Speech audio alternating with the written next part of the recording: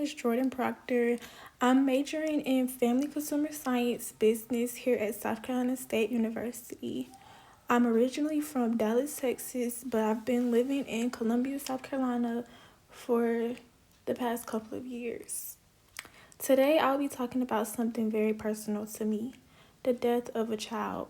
This topic touches my heart deeply, and I hope by the end of this presentation, you'll understand why. Why I chose this topic? I chose this topic because it hits home. My mother lost my sister to violence. She was murdered, and I saw firsthand the kind of pain that never really goes away. That experience made me want to understand more about how losing a child affects families, relationships, and mental health. It's a difficult subject, but one that deserves more awareness and compassion.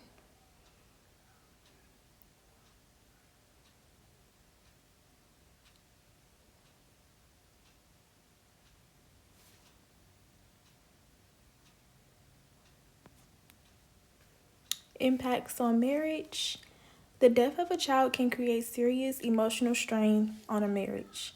Some couples grow closer, but others might struggle with communication or even separation. Everyone grieves differently, and when the difference isn't understood, it can cause tension or make people feel more alone.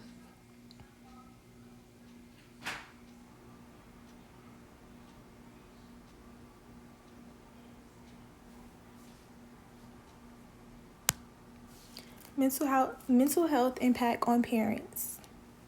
Losing a child is one of the most traumatic experiences a parent can face. It can lead to prolonged grief, anxiety, PTSD, and even physical health problems. Studies show that the first 2 years after a loss are especially difficult. That's why support systems and therapy can be so important in helping parents manage their grief.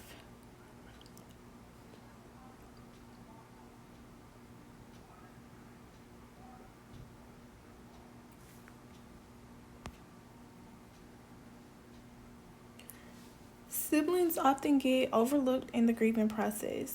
They're sometimes called the forgetting mourners. These children may feel confused, left out, or like they have to be strong for their parents. Their schoolwork, friendships, and emotions can all be affected. They need just as much support and space to grieve.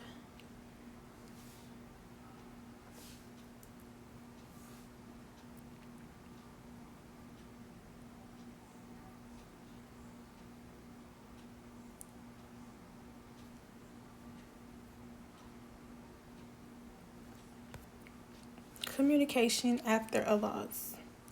Grief can either bring a family closer or create emotional walls. Some families talk openly about their feelings while others shut down completely. Without good communication, grief can turn into isolation. Honest, open conversations are key to helping families heal together.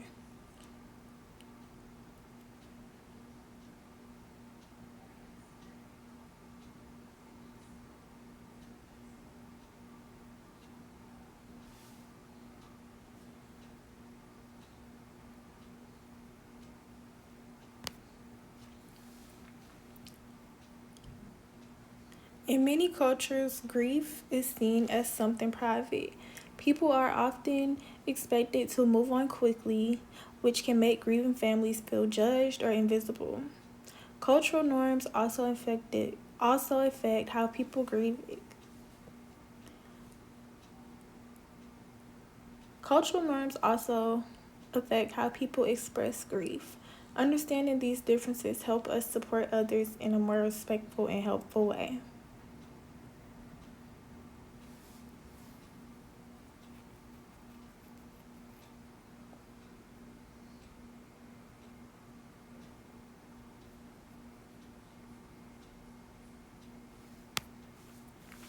Child mortality in the U.S.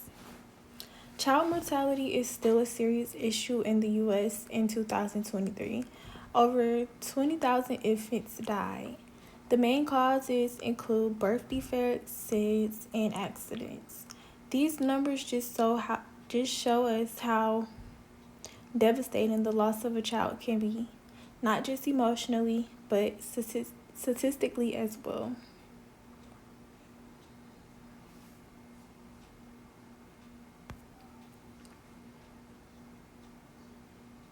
Statistics by age group. In 2002, over 10,000 children between the ages of 1 and 14 died in the United States. Accidents, cancers, and homicides are major causes. These numbers aren't just data, they represent thousands of families living with unimaginable pain.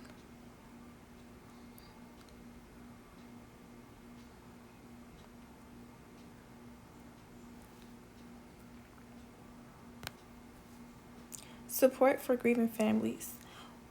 One amazing resource for grieving families is Grief Share. It's a nationwide network that offers weekly support groups right here in Columbia, South Carolina. They use videos, discussions, and personal reflection to help people process their grief.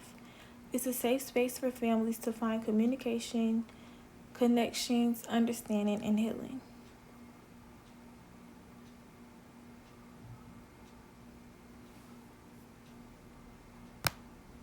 What I've learned through this project, I've learned that talking about grief is powerful, even when it's uncomfortable. I now understand more about how deeply child loss affects a family, from relationships and mental health to communications and cultural norms. Most of all, I've learned that no one should have to grieve alone.